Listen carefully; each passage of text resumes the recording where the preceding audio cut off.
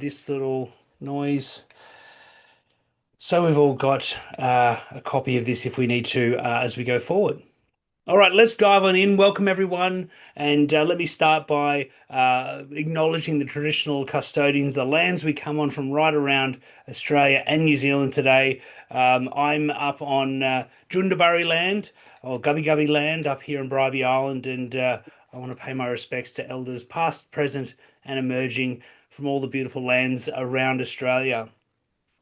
Um, we're here to talk about feedback, and feedback is one of those things that can generate quite a bit of fear for people. So I thought I'd start by just asking that question, what do we fear the most? And when I think about this idea of fear, it often takes me back to my childhood. When I was about 10 years old, there was two traditions that happened in our household every Sunday evening. The first one is we'd sit down as a family and watch the wholesome TV of America's Most Wanted. I don't know if any of you remember this show, America's Most Wanted. It was on Australian TV quite a bit when I was young, a long time ago. And if you hadn't seen it before, this show essentially reenacted unsolved crimes in the US. They'd reenact them. They'd have this creepy sort of voiceover guy doing the reenactment. And the idea was they'd show this, then appeal to people to come forward and help them solve this crime. Now, I didn't know where Boston was, let alone have any idea of how I would solve one of these crimes, and why they showed this in Australia, I had no idea. But it was quite popular, and every Sunday we'd sit down as a family and watch this. The other thing that happened every Sunday is I had to take out the rubbish. And I would almost always forget to do it before we watched America's Most Wanted. So as a 10-year-old, I would get there to 9:30 at night, stand at the front door, rubbish bag in hand, open it to see darkness. And immediately what would start is that voiceover in my head. That fear that someone was there ready to get me. And I would sprint to the bins and sprint back in absolute terror. And the reason I think this is interesting is because when we talk about organizations and fear, the thing I hear people talk about the most is change. The humans hate change, we fear change, we don't like change. But I think that's untrue. I think what we fear most is not change. It's the same thing I feared when I looked into that darkness. It's uncertainty. It's not knowing what's going to happen next. It's not knowing whether something could or couldn't go wrong. It's not knowing the people around me and whether I can trust them. And when we think about things like stepping into the world of giving feedback, often this creates some of the most intense levels of uncertainty in our workplaces. Who's ever received one of those emails that says, I need to see you in my office this afternoon? Who's ever got one of those? Give me a wave. You've had one of them before.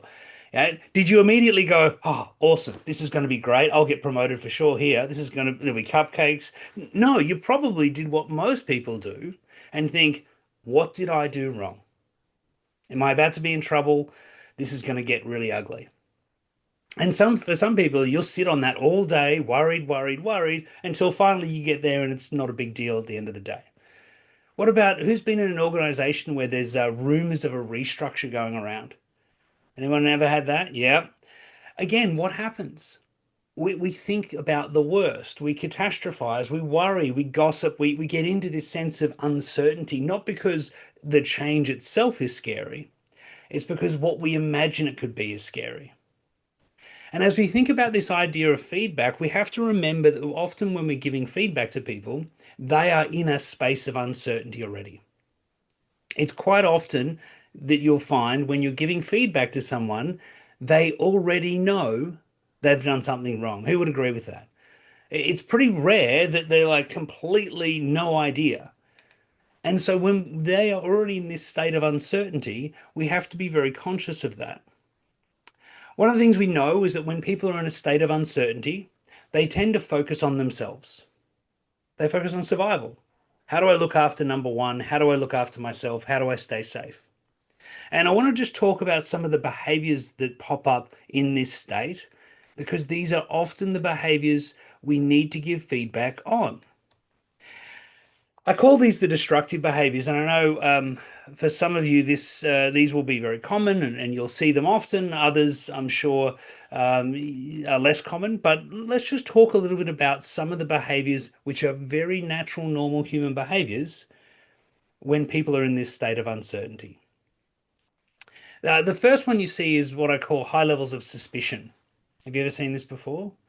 This is where people are getting very, why have they got that and we don't? Why are they doing? They got to do. Oh my goodness! Did you see them do that? I saw them in a meeting room talking with the door closed. Something's up.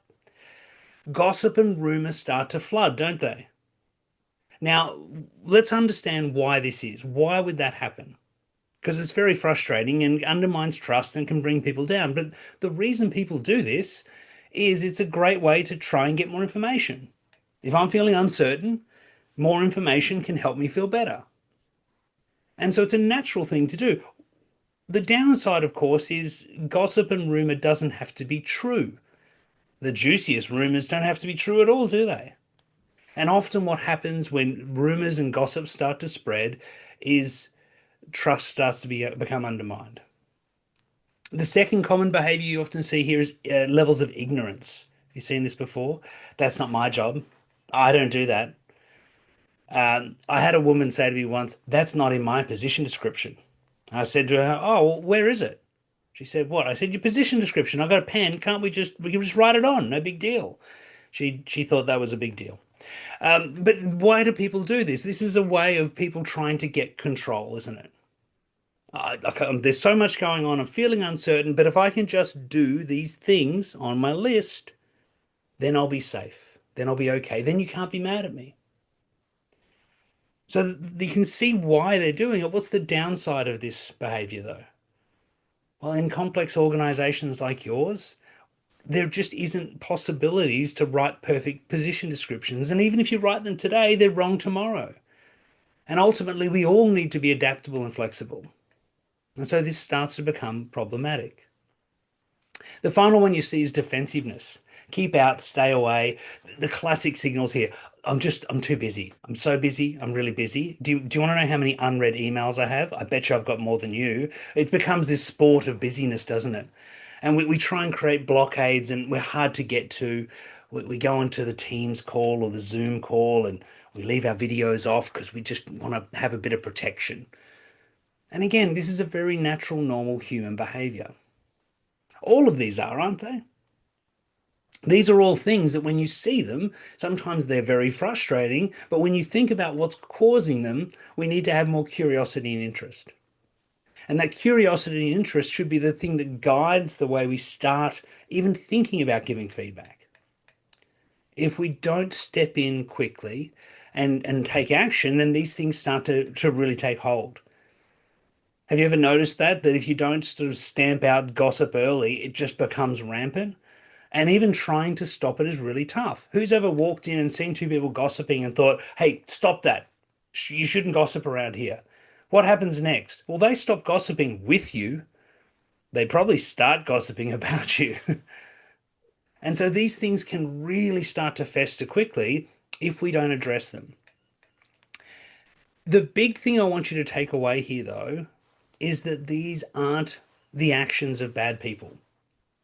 These aren't the actions of broken misfits and people we need to get rid of. These are natural, normal human behaviors, aren't they? They're things that people do because of the circumstances they're in and the uncertainty around them. And if I could offer you an analogy here, I've found that when I'm growing my garden out the front of our house, I've got tomatoes growing. I've found that when they're not growing well, yelling at them hasn't really helped. I've tried different languages, different volumes, times a day. It hasn't helped at all. What's helped is to think about the environment they're in. Is the soil right? Is it too wet? Not wet enough. Too much sun? Not enough sun. What's happening around the plants? Because I know if I can get that right, the tomatoes will do what tomatoes do best.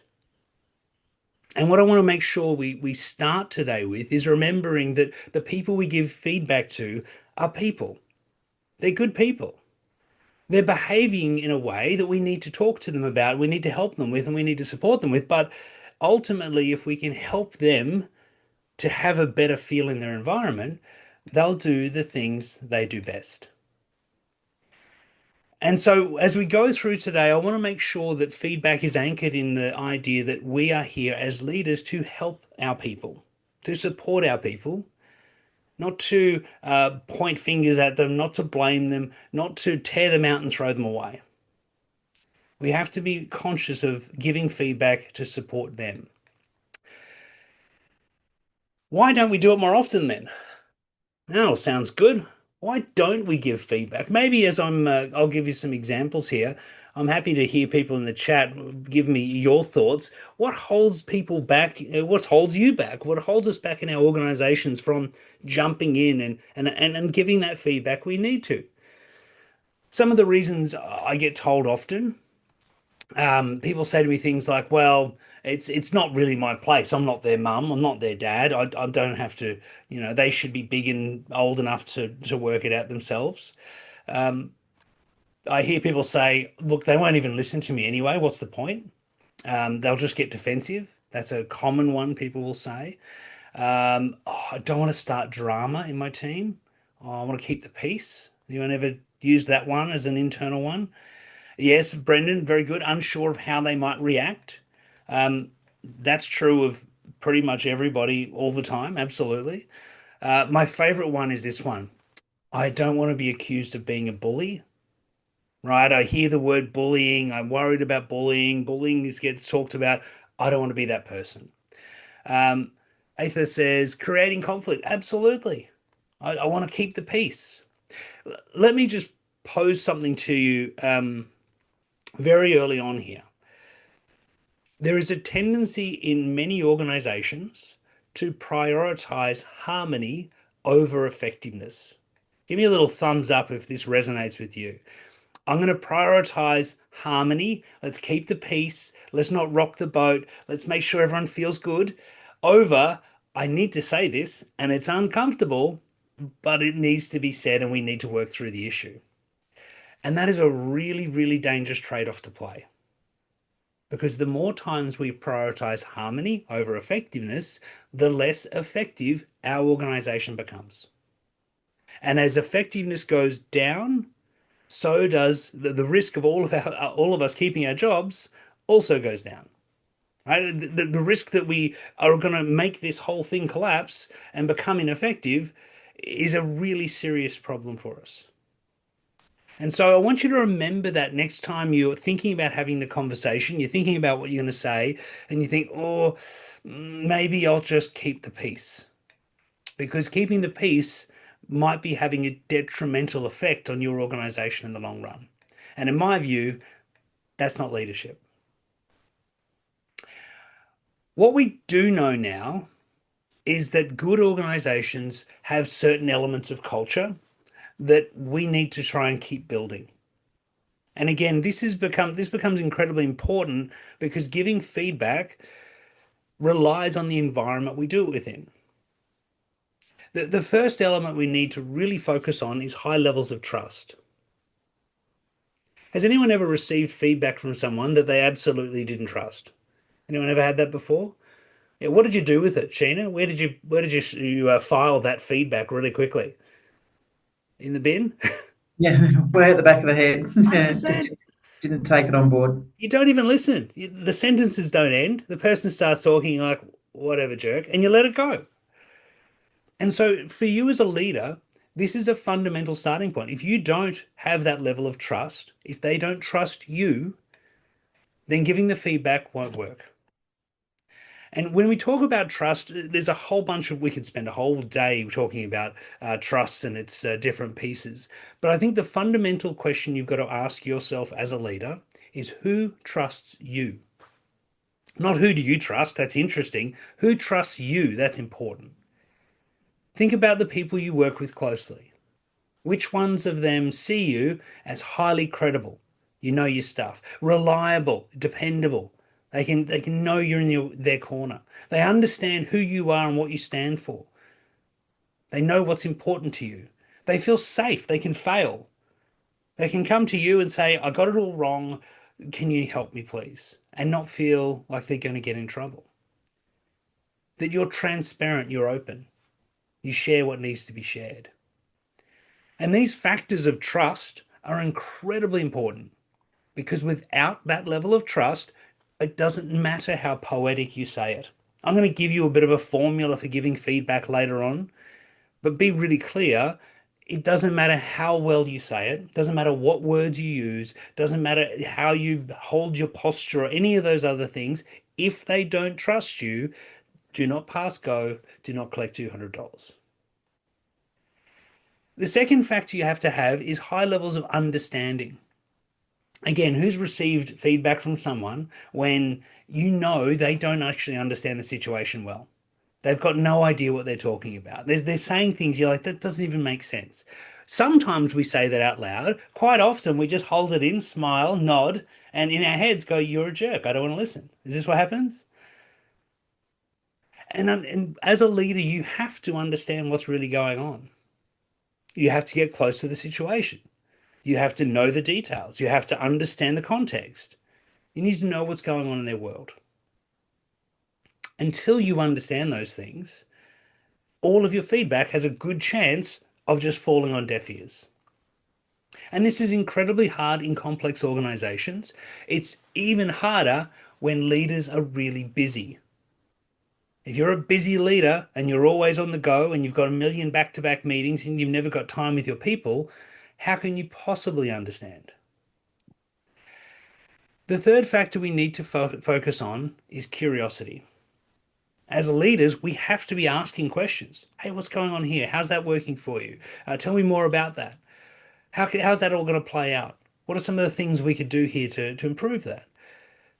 And this, again, takes time.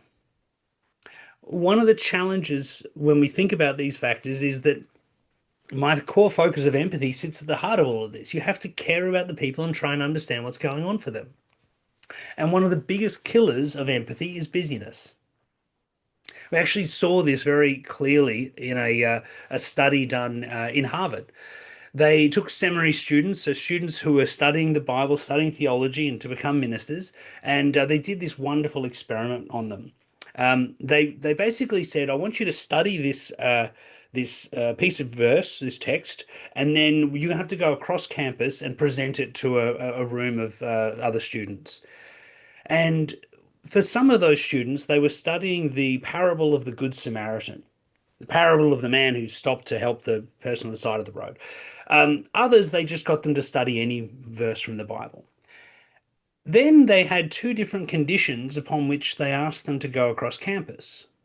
In the first condition, they said, look, you need to go and present your talk anytime in the next sort of 20 minutes or so. Take your time, wander across and give the talk.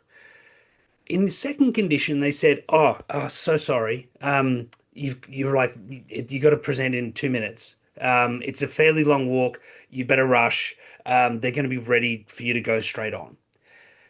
Now, what they did, sorry, after that was they positioned an actor halfway along the pathway they would be walking who was laying slumped on the side of the ground and obviously needed some help.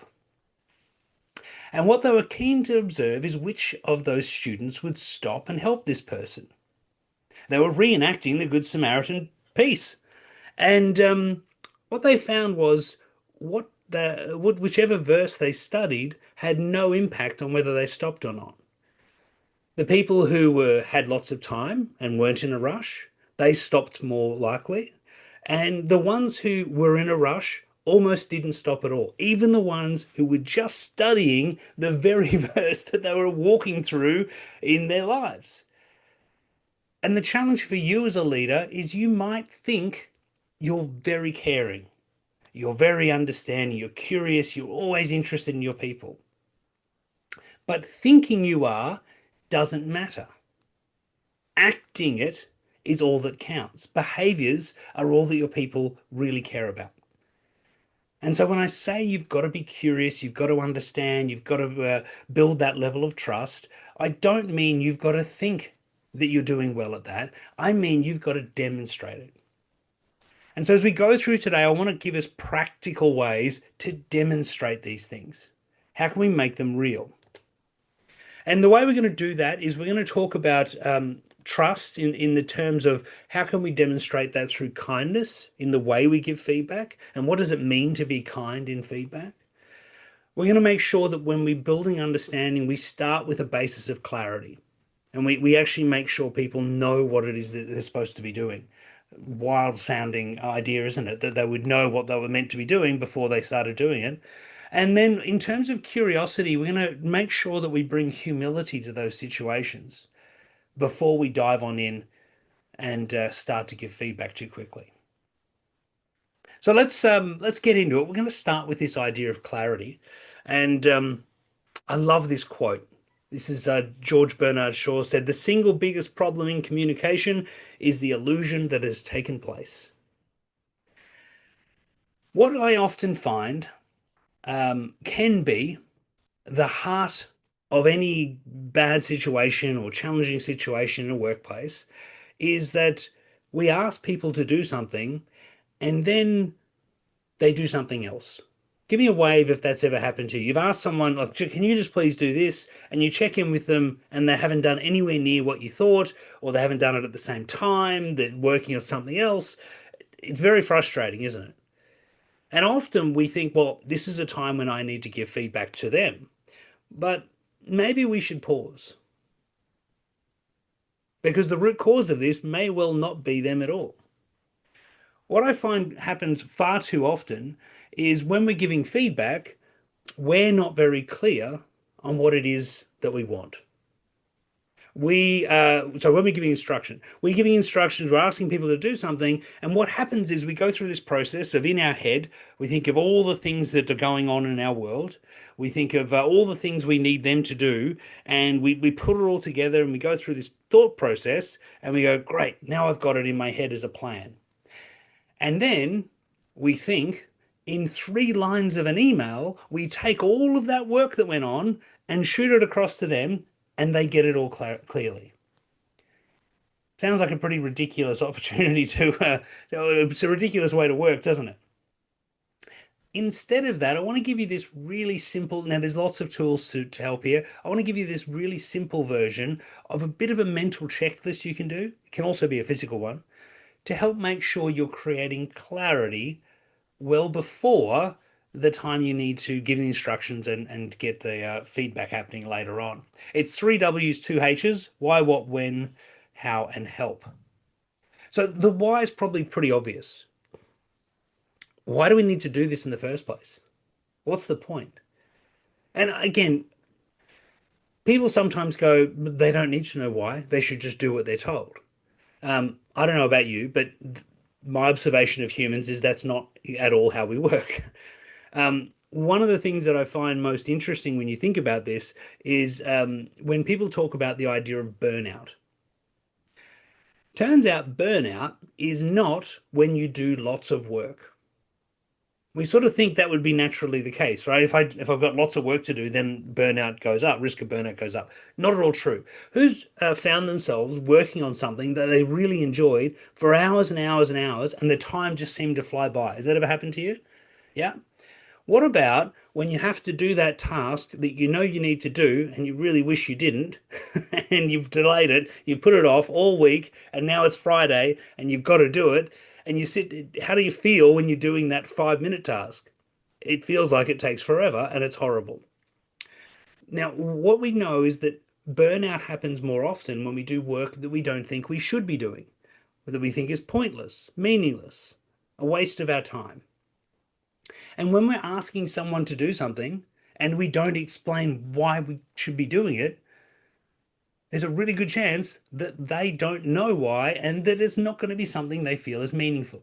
So give them some context. The what, again, pretty simple here. What do they need to achieve? What do they need to do? What are the specific things they need, tasks they need to complete? And this can be quite a long section. Sometimes it can be very short. But I would say make sure you're discussing all of the specifics. If I said to someone, "Oh, can you write me a little report?" What does that mean? Do you mean a page, half a page, 5 pages? What's a little report look like? And being specific helps to make sure there's clarity. When do you need it by? Again, this seems so obvious, but it's so often missed. How many people say, "Oh, can you get that to me soon?" I don't know about you, but if you have a look on your clock, there is no soon, is there? Soon never comes up. For some people, soon means now. For sometimes, soon means this week. And making sure you're clear on this just helps to improve the level of opportunity for them to be successful. How do you want them to do it? Are there resources, tools? Can they bring other people in? Should they do it alone? These sorts of things, again, just help create clarity. And the last one, particularly as a leader, is a question: how are you going to help? Are you going to check in? Are you going to help them do the work? Do they need to get your sign off? How is that process going to happen? And the reason I think this is important is I've seen this happen so many times. A leader will say, "Oh, I want you to work on this." And then the next day they're showing up just hanging around, and it puts pressure on the team to think, "Wait, do we need to deliver something? Is it what's going on here? Why are you here?" And that lack of clarity increases uncertainty and causes tension in the team. So I'll give you an example here. Let's say we said you want Sam to produce some new product ideas. What does that mean? Well, instead, we could say, look, our current product line is stalled in sales and competitors seem to have innovated faster. We need to catch up. Okay, that makes sense. Um, I'd like to see five new prototyped ideas with features, image sets, high-level production costs, and possible pricing strategies. We need to present this idea to the board on the 8th of September. So we want an initial five ideas by the 30th of June for refinement. We want you to utilize six of our internal design teams. You got $20,000 to spend as needed for outside consulting if required. And let's catch up weekly so I can move any roadblocks, answer any questions, but I want you to drive this fully. Again, this is not about um, every time you ask someone to do something, having some form or checklist. I'm not a fan of those things because I think they become tiresome and overused. But it can be just a simple mental check that when you're thinking about asking someone to do something, have I actually clearly given them all the things they need to be successful? The other way you can use this, for many of you, you're in a middle management position and you'll get asked to do stuff sometimes, won't you? And sometimes that person will say those things, they'll ask you to do something, you walk away and go, what am I meant? I don't know what to do. When's this? What? You'll ask those questions in your head. So in the moment, you can think when, what, why, what, when, how, help. Ask those questions. Oh, sorry, just before we go on, can you just tell me when exactly do you need that by? What sort of role do you want to play? Should I check in with you regularly? Be the instigator of this information exchange and create the clarity for both of you. Maria, burnouts lack of clarity. Yes, agree. Um, who need everything specified, fine detail. Yes, some people love a lot of detail, other people don't. And again, one of the challenges we all have as leaders is you lead diverse teams. All right? Do we all know about the diversity paradox? The diversity paradox is very simple. We like to work with people like us because it's easy. Right? If people are like us, then it feels comfortable. They do the things the same way we do the things. Everything feels really easy and simple. No tension. We need to work with people who are not like us because they see the things that we'll miss. But it's harder to work with people who are not like us. Is anyone a really fine detail person? They love everything in boxes and charts and very clear. Yep. Okay. Thanks, Mel, for admitting that. Um, now, again, if we were working together, Mel, we would have to, I would have to be very conscious and work very carefully because I don't like lots of detail. I like things to be a bit more fluid. But one of us saying, well, the other person's not right doesn't help. What we both need to do is have the flexibility, and particularly if you're a leader, you need to be adaptable to suit those people in your team who need different things, so you can give them the things that they really need. So a very simple tool, but pretty powerful, and one that I would recommend you using. Um, me. I want to talk a little bit about this idea of humility because, again, it's one of those things that as leaders, we have this paradox where we think we have to be certain. We think we have to have all the answers. We think people want us to be confident and know what's going on and lead the way with absolute certainty. The reality is, humility is your superpower. Humility is what makes you human. Humility makes you more trustable. There's only one person I can think of in the world who seems to think they know everything about everything all the time, and I certainly don't think he's the most trusted person in the world. And so when we think about humility as a leader, it's very important that we are bringing our people along for this journey. The reason why this is because how people feel about their work is very, very important. Um, these are sort of five categories we could use to think about different members of our team. Some people are passionate, right? They're committed. They love it. I don't know why the color's gone weird on that. They're usually green. Some people are very passionate and they love their work. I'm sure all of you, right? You just can't wait to show up every day. You're just really pumped to be here, and you're just going to knock it out of the park no matter what. Um, some people are a bit apathetic. Ho hum, it's a job. I turn up, I go home. And then there's people we worry about. These are the disgruntled, hostile, upset. Do you know any of those people? They just hate it here. They don't want to leave, but they'll burn this place to the ground with everyone in it if they get the chance, right? And we worry about them. Statistically, though, these are not evenly distributed. Turns out, oh, there you go, one of them's green. Turns out about 20% of Australian workers are in those green categories. One in five. How does that feel to you? Does that feel about right? Give me a thumbs up if you think that feels it's about right. Yeah. We worry about the red a lot. Turns out there's even less of them. Like 13% of Australians sit in those red categories, which means the vast majority of people are in the middle, in the grey, apathetic. Does that feel right?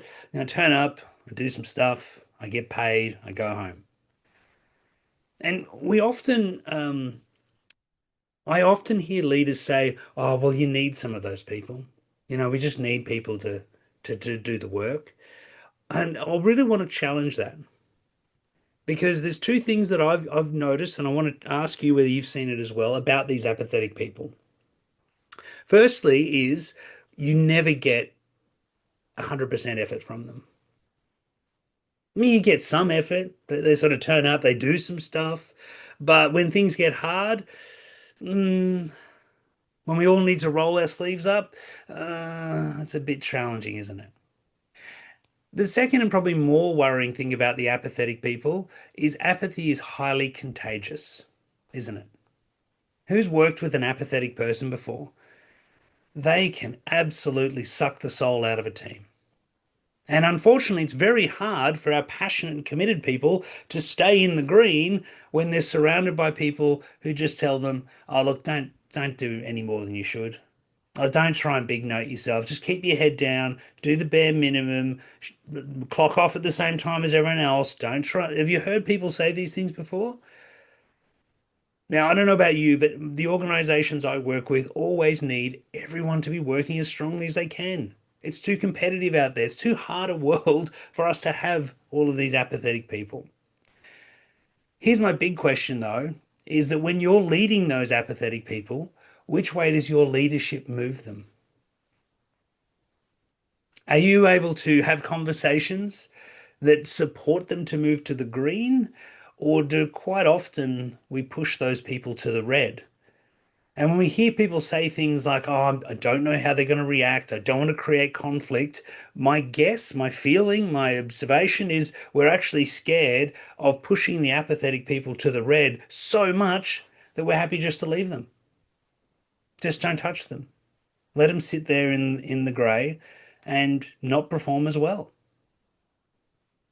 Now, let me ask you honestly, what's the detrimental impact that happens in our organizations for our customers, for all the people we're here to serve when we're essentially leaving two-thirds of our workforce to not really care about their work. Because this is what happens, isn't it? The apathetic people, by definition, they don't really care. Now, if I was going to you as a financial advisor, if I'm taking my pet to your vet clinic, if I'm going to you to get the services I need as a customer, as an outsider, as a stakeholder, what do I need? I want someone who cares. I want someone who actually wants to make this happen. I want someone to talk to me who gives stuff about what's going on in the world and wants to make it better. And so we have to work out how do we move people out of that grey. This is where it gets pretty tough because one of the most common um, ways that I see people do this, and I know some of you have heard me talk about this before, is we use the old bus analogy. Who's heard this analogy before? Has anyone? Yeah. This it's very common, used a lot in leadership circles. I'll explain it for those who haven't heard it. It was created by Jim Collins in his book Good to Great. And the idea is, we need people who want to be on the bus. You're either on the bus or get off the bus. Some people say you're either on the bus or under the bus. It's maybe a bit of a harsher version. And the idea is that, we want everyone to be heading in the same direction. Unfortunately, the way this metaphor is used is very problematic in my view. Because essentially what we're saying to people is get on board, sit down, shut up, and do what you're told, isn't it? Now, as a metaphor, it doesn't really work either because buses don't need lots of people to go fast. Every extra person actually makes it go slower. And the second thing is, what do people become when you put them on a bus? They become passengers. Hands up if that's what you need in your organization. We've got warm, empty seats. We need to fill them. Danielle, I can see empty seats there in your boardroom. All you need is just anybody to come in and fill them. We'll just wheel them in out of the RSL at Bribey and they can just sit. That all fixed, right? Of No. course not. All organizations need people who care, who want to do the work, right? Who want to make things happen. And so I want to change this metaphor and give you a new one. I want us to get rid of the bus. Instead, I want you to think about your team, leading your team, as you're a group of people lost in the woods. Okay, that's bad. Now, you're all tied together with ropes. You're all in this little group. You've got all these ropes connecting you, and your job is to get this group to safety. Cool. Problem is, you don't necessarily know exactly which way safety is, do you? But as the leader, you have to set a direction. You have to be clear. We're going to head in a specific, we're all heading north. Everyone clear? We're heading north to make sure that everyone heads in the same direction because of the ropes, right? And we call this the clarity of direction. Right? So we've got to have that clarity of which way we're all heading, and we all have to head in the same direction. We can't be heading in different directions. The ropes, it won't work. The second thing we need, though, is clarity of expectations. How are we going to walk together? How fast are we going to walk? When are we going to speed up? When are we going to slow down? How will we communicate? When will we take breaks? How will we pivot and change?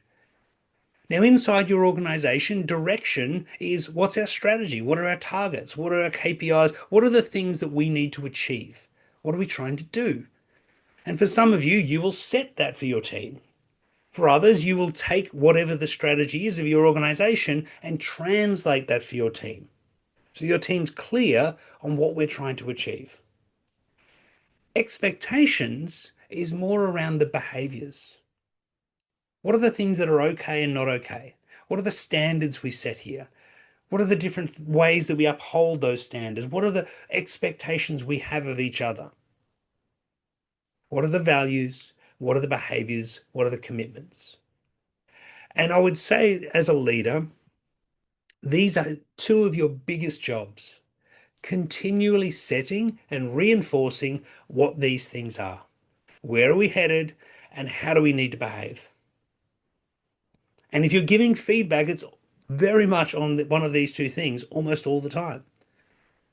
Because the type of people that you have to give feedback to. I'm going to call them pirates and passengers. We'll unpack what these are and what they look like and how they work. And we'll talk about what you need to do to have the conversations with them. The first one's pirates. What do they do? So imagine we're in the woods, right? We're heading north. We've got a good march. Everything's feeling good, right? Everything's great. We're going well. And then one person decides, nah, I don't want to head north. I'm going to head west. What happens when that person starts to pull in that different direction? What happens on the ropes? We get tension, don't we? Who feels the tension? Everybody. A little bit, don't we? What does this look like in your world? It could look like, we're going after this new target, and someone's going, no, I think we should do it the other way, the old way. Oh, we're going to implement this new system. Oh, I really like the old system. I'm gonna keep doing that on the side. I don't like following I'll do it my own way instead. So they're still working, they're still active, but they're just not doing it the way that we should be doing it as a team. Does that ever happen? Give me a wave if you've ever had people do that before. Yeah, absolutely. Okay, so what do you do? Um, what some people will do is think, it's one person. It's just Bill. Don't worry about it. Just let him go. Be very, very careful with this. Because often one thing pirates are incredibly good at doing is recruiting, aren't they? They start to talk to other people. Oh, this North business is rubbish. We should be going this way. Oh, that's the wrong way. The old way was much better. Oh, we should go back to the good old days. And often you'll start to see more than one pirate emerge. Sometimes many pirates, sometimes whole teams or whole divisions pulling in different directions. And if, like you were talking about, Adam, you're a growing business, this is something to be very conscious of. Teams pulling against each other, teams not coordinating can be incredibly destructive and very hard to stop. So when you have a pirate, you got to have a conversation first. Um, There's often three simple reasons that a pirate exists. The first is maybe they know something you don't know. Maybe they've got some great ideas, some innovation. Maybe you've just thought through it quickly, but they've dived into the detail and they're actually doing it because it's the right thing to do. And again, this is where we should have some humility as a leader. Well, you don't know which is the perfect way, right? We're all just trying our best. And maybe when you talk to them, you go, that's actually pretty good. That might work. Look, I wish you'd talked to me first, but you didn't. That's fine. We can't go back in time. Let's move forward. And maybe you'll rally your team around the new direction and everyone heads and we all go better for it. Big win. The second possibility is you talk to them and you realize that they're missing something. They're mistaken. You talk to them about why we need to go north. They go, that makes sense now. Sorry for that. They come back into the fold. We all head north. Win. Happy days. There is a third possibility, though. The third possibility is they are absolutely adamant they want to go west. And you are absolutely sure that north is the right way for your team. What do you need to do in this instance? How do we resolve this? We need to cut the ropes. We need to part ways. And sometimes, when I say this, people will say, hang on, is the empathy guy, is he talking about firing people? Yes. Well, not necessarily firing them in the horrible way we think about it, but we might have to move them on from our organization or our team. Absolutely. And let me explain why. If they are so passionate about going west, who are you to stop them? If they think this is really what they want to do and this will make them happy and successful, what right do you have to make them do it your way just because you think it's right? That's arrogance, isn't it? And the reality is, if they want to go a different direction, the conversation we should have should be to help them. We should talk to them and say, hey, look, I can see you want to head west. That's just not going to work here, but I love your passion. Maybe we could find some other teams in the organization where that would fit better for you. Maybe we can talk to some other organizations around teams and roles where that would fit better for you there. I want to help you be happy and successful. Let's build a plan together to help you get there so you can be happy and successful. I mean, isn't that what you would want someone to say to you when you find yourself in this position of misalignment? The usual way people think about this is I cut the ropes, I throw them loose, and hopefully they'll get eaten by wolves. We just don't care about them. And that's cruel and is also incredibly dangerous. For one reason, the world's not that big a place. If you part ways cruelly today, there's a good chance you're going to run into them sometime in the future, aren't you? And that future interaction is going to be really determined by what happens here. The second reason is guess who's watching when you cut those ropes? Everyone else. Everyone else is watching carefully, not just the rest of your team, other teams, stakeholders, customers, they're all watching. They want to know how you treat people who don't agree with you. And if you're the type of leader who just tosses people aside, then that will really damage your organization going forward, won't it? It'll damage your leadership. So parting ways is not killing them. It's not ending their lives. It's not hurting them in any. Often it can make things better for them. And there's many people I've seen who've left an organization happily and supported and have continued to have great relationships going forward. Pirates are challenging, but they're not the hardest. In my view, the harder ones to deal with are passengers. So what do? Okay, imagine we're in the woods, we're heading north, everyone's marching along, things are feeling good. I've got the ropes, but there's no tension, we're all feeling great. And then a passenger turns up and they just sit down. Does it ever happen? They just plonk, they just pop their seat, just pop down on the seat. What happens immediately on the ropes when one person just sits down? There is big time tension. Who feels it? Everyone straight away, don't they? What does this look like in your team? Maybe this is, someone who they just turn up 15 minutes late all the time. They miss meetings. I just don't quite get my work done. I don't hit the deadlines. Do we know these people? Just not quite meeting the expectations. So whenever a passenger turns up, everyone notices straight away, don't they? What do? My guess is for some of you wonderful, lovely, generous people, you think the answer is da da da da, here I come to save the day. Who's done this before? I'll just pick up the slack. I'll just do their work for them. I'll just pitch in and help out. I can see some interesting smiles going on around the different video feeds here. Maybe some guilty grins. Yeah, we do this, don't we? We think, it's fine. I'll just pick up the slack. I'll make it all better. I'll help them out. Aren't I a generous, awesome person? Can I suggest to you this might be the worst thing you can do? And let me explain why. First of all, you shouldn't have time to do their work. You don't have time to do their work, do you? You've got tons of other stuff. You've got your own stuff you've got to do. There's only really two ways you can do their work for them. One, you have to do more work, burn the candle at both ends. And every time you do their work when you know you really shouldn't, you just have this little seed of resentment that grows and builds inside of you, don't you? You smile and say, "Oh, I'm just doing it to help them." But deep down, there's a whole lot of anger going on. It's building, it's brewing. The second way you can do their work for them is to stop doing the leadership work we really need you to do. And this is where I hear leaders say to me, "Oh, I'm so busy. I've got so much on. I don't have time for my one-on-ones. I don't have time to ask questions. I don't have time to check in with people. I have to give fast instructions because I'm just so busy doing other people's work."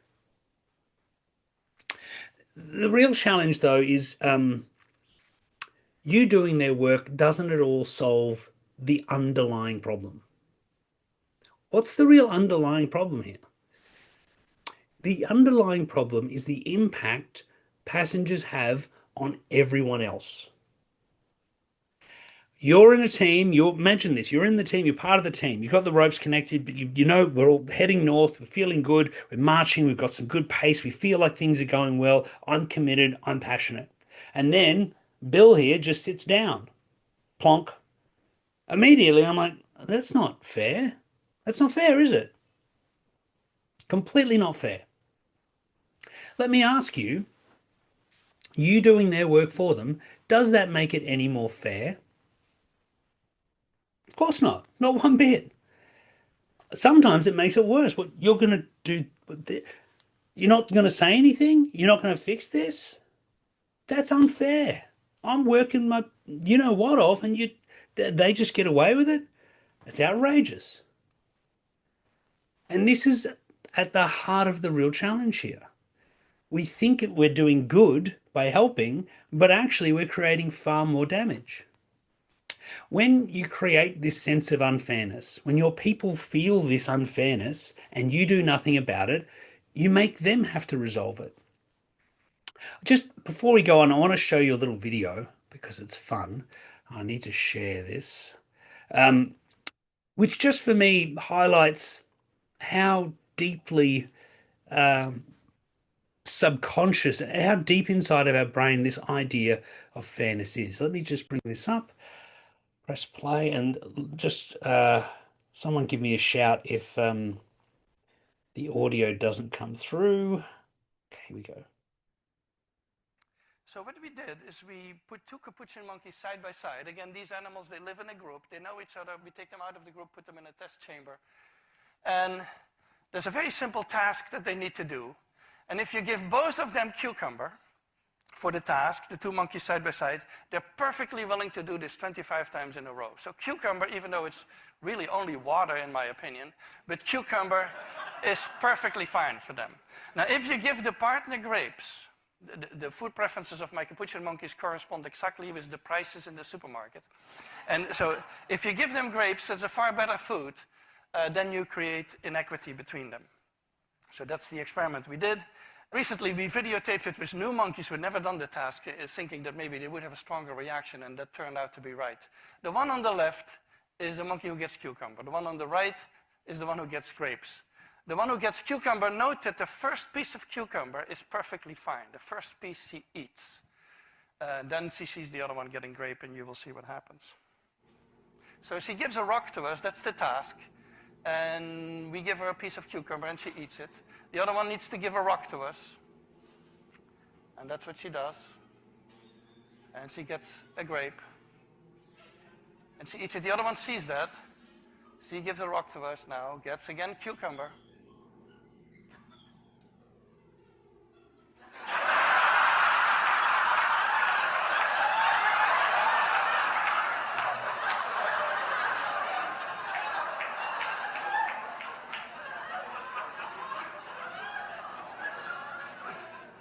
She tests the rock now against the wall. She needs to give it to us.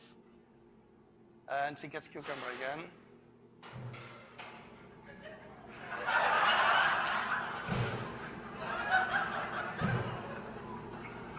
All right.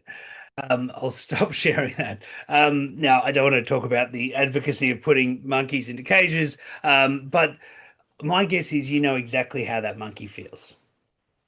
Humans are incredibly sensitive to fairness, incredibly sensitive. When we think something's unfair, it immediately causes us to have very strong emotional reactions. And when your people are working in a team and they see someone else who isn't working, isn't passionate, doesn't do the work to the expectations we've all agreed, and you do nothing about it, it creates a huge amount of tension for them. Now, there's two ways. If you're not going to fix this sense of unfairness for them, there's two ways that they can do it. The first way, most common, is they think, well, if Bill's going to sit down, so will I. But he's going to turn up late. Why should I come in early? He's not going to hit deadlines. I guess there's no big stress. What's the big deal? And what you'll start to see is the performance of teams start to ratchet down. Oh, you're going to do his work for him. Here's mine. You can do mine too. And this idea of us picking up the slack actually creates much, much more of a problem for ourselves. And I've met many leaders who say to me, Daniel, can you come and help my team? Oh, I'm working weekends, I'm working every night because no one's doing the work. And it's there, can you fix them? And unfortunately, they don't like this, but I often say to them, it's not a them problem, it's a you problem. They don't have a leader. The second way they can resolve this sense of tension, this unfairness, is, and this is the way your best people will do it, they'll leave. They won't tell you that's why. But if you're working in a team and you've got some people who are dropping the ball and your good people start to leave, make no mistake, they're leaving because they're thinking, man, these are the standards here. It's not for me. What's the point? I'll go somewhere where we actually want to do the work. I'll go somewhere with higher standards. The reality is, when you have a passenger in your team, taking action quickly is absolutely critical. People say, oh, well, I'll wait till performance review, I'll wait till this time. No, you have to take action quickly. How long did it take for that little monkey to feel that sense of unfairness? It didn't build up slowly. It can happen in an instant. And what I think we need to remember is there are many reasons why people might be underperforming, why they might not be able to do the things that we've expected of them. Sometimes this is where curiosity and humility become absolutely paramount. We need to have a conversation to understand what's going on. Sometimes they don't have the skills, right? They're just not up to it. They're being overpromoted, whatever the case might be. Great. Let's understand that. Let's build a pathway. Let's support them. Let's get those skills up, but be really clear on what their expectations are. Sometimes they've got external stuff going on. This is a really interesting one these days because often when I'm working with organizations, sometimes in government in particular, they'll say to me, oh, they've got personal things, which is code for I just can't talk to them. They're completely like they're just blank wall, can't do anything. My first question back will be, why don't they trust you? If you've built that level of trust with your people, and in really high trust, and give me a wave if you've been in a team like this, where the trust levels are so high, when you've got something going on at home, they're one of the first groups of people you go and talk to. You at least can say to them, hey, look, there's stuff going on. I'm really sorry. I'm under the pump. And what do your team do? They turn around and go, no worries, we've got your back. We can help. In low trust environments, it becomes this smokescreen of no one can touch me, and it's a defensive mechanism. And so, again, we have to build those base levels of trust. Sometimes you talk to them, and it's just because they don't want to do the work anymore. Their heart's not in it, they don't care anymore. Sometimes they did before, and now they don't. Things change. Humans aren't the same all the way through our lives. Fine. A really good question to ask a passenger is, hey, do you love working here? Because often they'll go, nah, not really. It's just a job. At which point I would encourage you to say, cool, thanks for telling me. What would you rather do? What would make you happy? What would you be excited to get out of bed every morning to go and do? What would you rather be doing other than this? And how can I help you get there? And I think this is a really under discussed part of leadership. Your job as a leader is to help this person to become happy and successful. Not to make them, you're not responsible for them being happy and successful, but your part of your job is to help them to become happy and successful. And if they're working in a place where they're not happy and successful, then how can I help them move? This is really important. I hate the term work-life balance. People love this term. They think it's great work-life. I hate this term because it insinuates that work is so bad, it's so horrible that you're not alive when you're doing it. You have your life where you're alive, and then you've got work where you're not. This is ludicrous. In reality, you're born on one day and you die on another. And all of that in the middle is your life, and that's all you get. And if your people are turning up each day feeling like they have to turn their lives off to endure a few hours with you, in my view, that's cruel. Now, it doesn't mean it's easy to have the conversation, and it doesn't mean it's fun. But leadership isn't about easy and fun. It's about doing what's important. And if we can help people to go and do the things that they would rather do that would be better for them, that's a great outcome for them. Most importantly, though, it's a critical outcome we have to have for our team. We cannot let our people drag others along.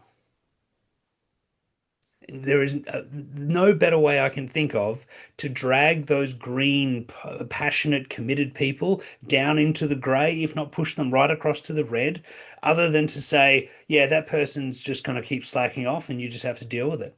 I'm not going to talk to them. I'm not going to do anything about it.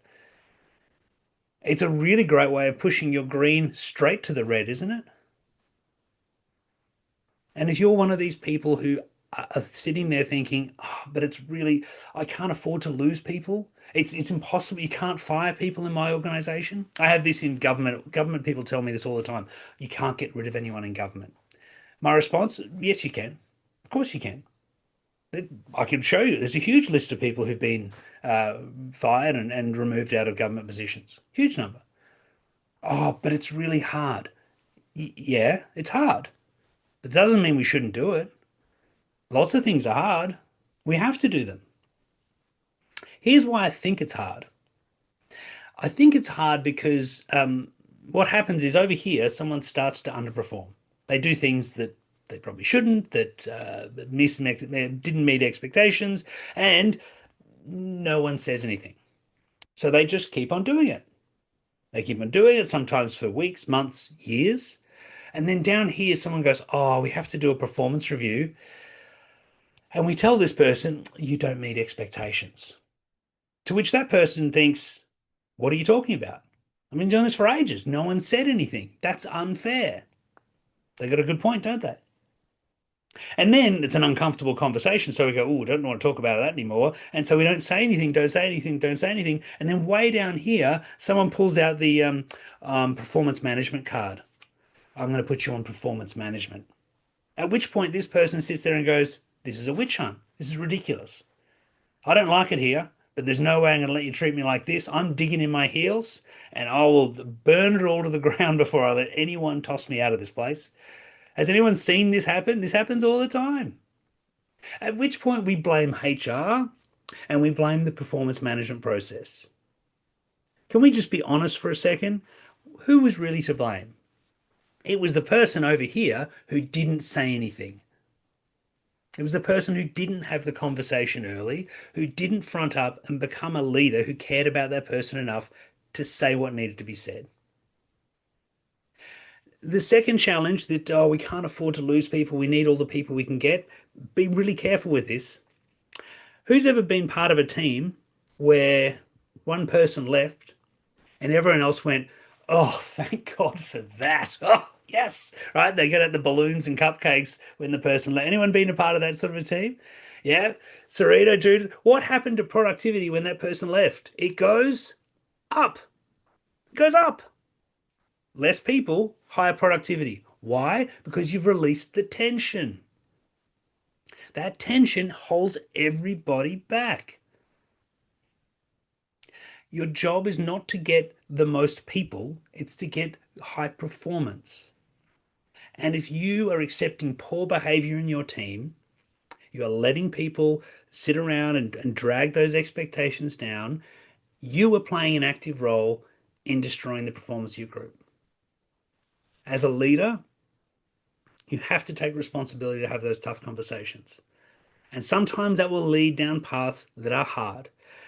If you are in a government organization thinking, oh, but no one said it early and it's going to be really hard, I agree it's going to be hard. But you either do it today or you allow it to keep being hard for longer. And the reality is we have to have those tough conversations now. I'm going to dive into how to have the tough conversations, the words, some tools to help have that tough conversation next. But before I do, let me just pause. Jess says, I feel like you're having a tough conversation with me right now. Thank you, Jess. I hope that's good. I'm fine with that. I'm comfortable if you are. Any Any questions, comments, thoughts before we get into how do you say it and some of the tools that we might need to use? I'm just conscious we've covered quite a bit of ground. As I said, it is sort of jamming a half day workshop into a 2 hour or a full day workshop into 2 hours. So I want to create a little bit of space if we can. Any questions? Anyone sitting there thinking, I might have a few pirates and passengers that I might need to go and have some conversations with? All right, just shut up and show us the tools, Daniel. All right, let's get into some of the tools that I think can be really useful to help here. And I want to sort of show you a few different ones as we go through. The underlying thing that I'll focus on though, Maria, I'm just going, it can feel, yeah, I agree, Maria, it can feel lonely. And this is one thing that I will say. Leadership can feel lonely for lots of people. You can feel like you've got all these challenges. Your team's a basket case. It's easy for everyone else. If only it was not that hard for you. A couple of things I'd say. One is it's hard for almost everyone, right? It's challenging because people are weird and hard, and this is tough. The second thing I'd say is you don't have to be alone. Even if you don't have other leaders in your team, you don't have other leaders in your organization, there are many, many other leaders right across the country who are feeling what you feel. Join networking groups, talk to people you know, connect with people on this call, and just reach out to them and say, I'd love to just shoot the breeze with you. I'd love to just run some things past you. How would you handle this? They might not have any good answers, but you're not alone. And sometimes bouncing those ideas around can be absolutely critical to help you take that step and actually cross the line and have that conversation. Avoiding the conversation only makes it worse. We have to step in and have those tough conversations. And this is where I think this quote really sits for me, that the worst cruelty can be inflicted on a human being is isolation. The thing that I think happens, which is the most horrible, is that journey for that person becomes so, so lonely. That person who's underperforming, who's seen someone who's been in a job far too long that they don't like. And they've sort of slowly deteriorated. Everyone else knows they can't really, it just becomes horrible. And what we have to remember is their level of confidence in themselves is just slowly being eroded and eroded and eroded down to the point where they stay because they don't think they can do anything else. That no one cares about them. They're struggling. They're never going to get another job. And what's the point of trying? Isn't that one of the worst cruelties you can imagine for someone? Would you ever wish that on someone you love? Would you hope your kids get into a job like that? Never. So we have to be very conscious. Our responsibility as leaders is to not let that happen. We have to give feedback. A couple of things in terms of giving feedback. The first thing is really how you show up. What's your intention? What are you trying to get across? And there's three ways I think about this: cruel, kind, and nice. Cruel feedback, has anyone seen this before? This is sort of a telling off, a dressing down, a bit of a, I'm going to let you have it. Um, it's not as common as it used to be, but there's still people who like to have a good yell and scream and throw stuff and bang desks. And anyone seen this before? Um, it's what's driving this is actually their emotions, isn't it? The giver of the feedback, they're upset, they're cranky, they've got whatever going on, and they're unloading it onto the other person.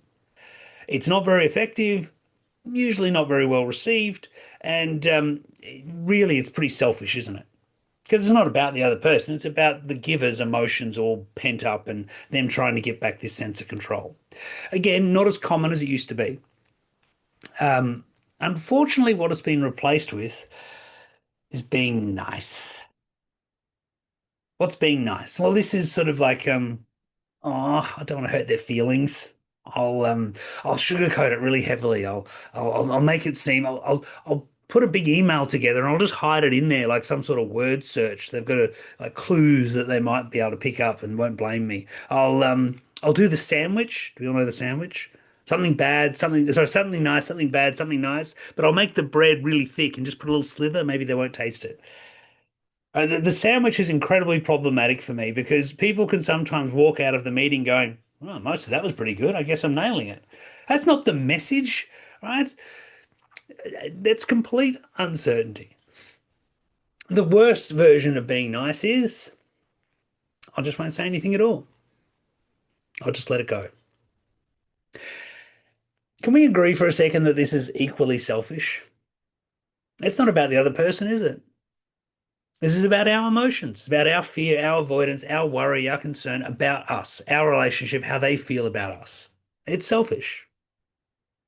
And in reality, we're not caring about them at all. Give me a sense check. Who's ever fallen? Put of the in the chat whether you've ever fallen into the cruel or nice categories when you've been given feedback. Do you have a Actually, I was always confused about my boss's compliment sandwich. Yeah, the feedback sandwich can be pretty problematic. Being nice is a common one. Sometimes you do the dance, right? You're nice, nice, nice, and then you're getting more and more frustrated. And you're nice, nice, nice, and then you explode and become cruel. That's a good one as well. Um, at the end of the day, neither of these work because they're both focused on the wrong person. They're focused on us, not them. As a leader, your job is to focus on them. Being kind means I care about them. I care about them. I want them to be happy and successful. I want them to do better. I want them to grow. I want them to thrive. I want them to be awesome. Now, they're doing something now which is hurting that. It's not going to get them there. So I have to say something because I care about them. Sometimes, I'm sure none of you would say this, but sometimes people have said to me, "Oh, but what if I don't care about them?" Um, my honest answer is if you don't care about them, you can't lead them. And the reality is part of your job as being a leader, not a manager. Managers follow processes and tick boxes and make sure people do the things they're meant to do. We're not talking about management, we're talking about leadership. Leaders care about people. They help people to grow and be the best versions of themselves. That means you have to care about them. And this means giving feedback starts with your attitude towards them. Because who's walked into a room where someone was about to give them feedback and there's like little puffs of smoke coming out of their ears and their face looks like they're furious. You shut down, your brain goes into a defensive mode straight away. And as someone said earlier, Ashley, you said earlier, when people give you this weird sandwich and like you sort of like, is this good, bad? I'm not sure where I stand. What's going on here? It creates confusion. We want to give clarity. So, I built a few little scenarios that I thought might be useful as we get into this to start to play with some of these tools. Maybe you've got like an employee who consistently submits work in it's technically correct, but lacks the attention to detail, small errors, etc. Slows down the team, frustrates their colleagues. Manager needs to address the gap between good enough and expected standards. Does that resonate with anyone? Anyone have those before? You might have a high performing team member who delivers strong results, but often is abrupt, dismissive in meetings. Colleagues have raised concerns, how they've been spoken to. So you need to make sure you have a conversation, not just about the performance, but about the behaviors. Do we have any of those types of people? Yep, Serena, thank you. Maybe a team member resists new processes or changes. I'm sure this never happens. Expressing negativity in group settings. Oh, this new system's so bad. It influences others, right? Creates resistance within the team. We need to have a chat to them about accepting that change management. Is that a common one? One question here.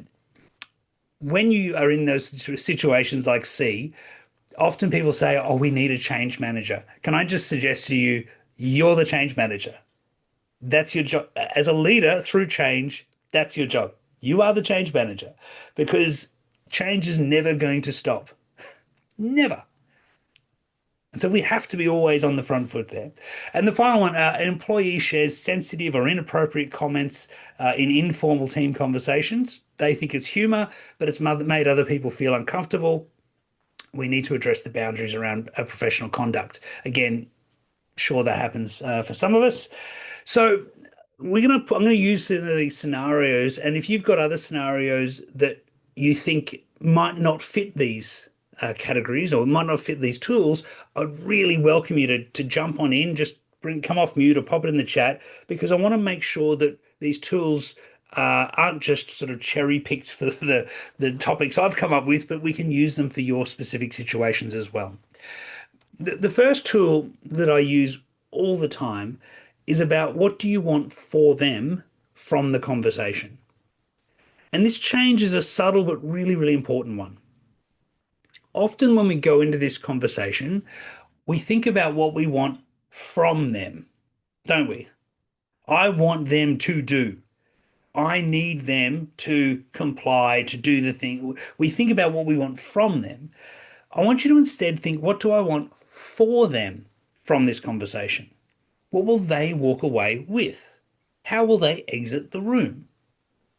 And so this really simple tool that we use, top line, before I talk to them, how are they thinking?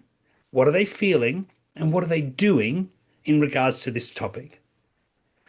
After I talk to them, what do I want them to be thinking, feeling, and doing around this topic? Now, when we don't think about this, what can happen is I could go in and talk to someone, and let's say I was talking to someone and they thought they were being persecuted. They thought this was unfair. And because I went in and just let them have it, all that I did was feed their sense of unfairness. They walked out going, see, I knew this is unfair and they're out to get me. Have I succeeded in any way there? Of course not. And so if you want to move people from one place to another, you better know where that first place is and where the second landing place will be. And so mapping it out can be really useful. I'll give you an example. So let's take the employee consistently submitting work technically correct, but lacks attention to detail, etc. So what they might be thinking is, nah, small details aren't really a big deal. People shouldn't be so picky. Would that be a fair starting point for them? Yeah. They might be feeling like people in the team are being overly precious and they're being picked on. Okay, cool. If I get that understanding of them, that gives me a good sense. And what they're going to do is continue to deliver the same level of output, basically to justify what's going on. After I talk to them, what do I want them to be thinking, feeling, and doing? Well, I might want them to think that actually attention to detail is important in this work. It impacts the end user experience and has big flow-on effects.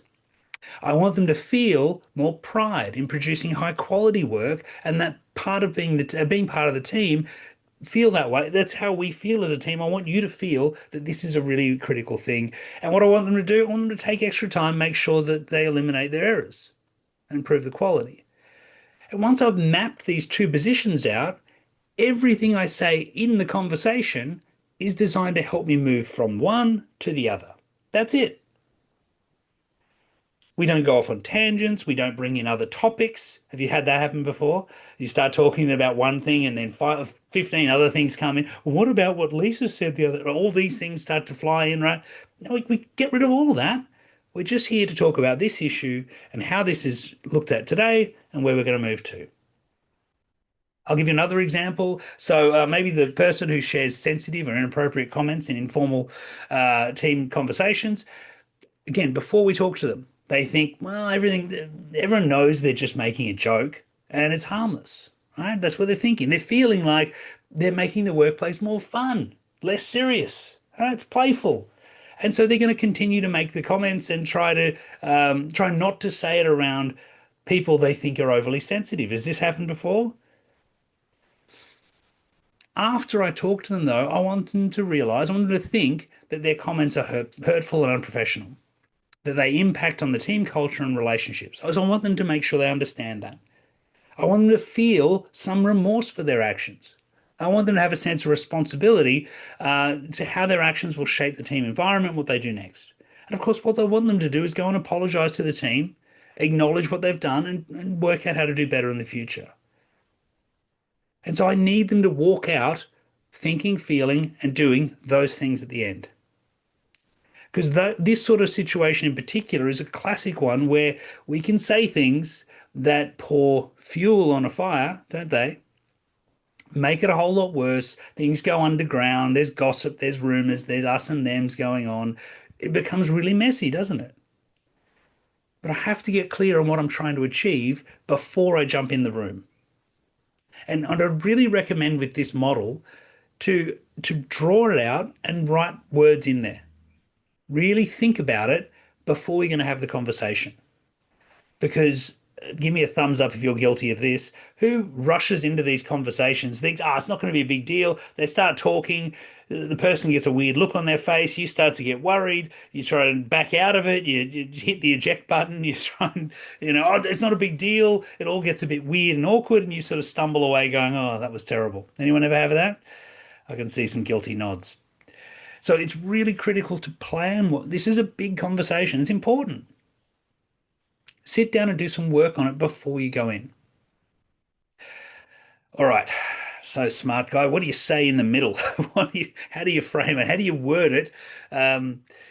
So we can get that. So Ashley, if they don't change or acknowledge the feel, would you consider them a pirate? Look, maybe. One of the things that's really interesting for me, I get asked to talk about diversity, and we talked about it before. Diversity and inclusion is great, and I think we need to have lots of diverse views and lots of diverse thoughts and people in our team. Yes. I think, though, we need to be exclusive on our values, behaviors, and expectations of each other. And so I think as an organization, as a team, you should be really clear on what are the ways of working here? What are the values? What do we believe? And if people don't buy into that, then maybe this isn't the right place for them. Does that make sense? It might sound harsh, I'm not sure. But in my view, it's about being really clear on these are the things that, because those values allow us to build commitment with each other. They allow us to really have each other's back, to hold each other to expectations, and to reduce that level of uncertainty between each other. And so I think we have to be sometimes clear to people that, look, you might think that that's okay to say those things out in the workplace, but not here. It might be in other places.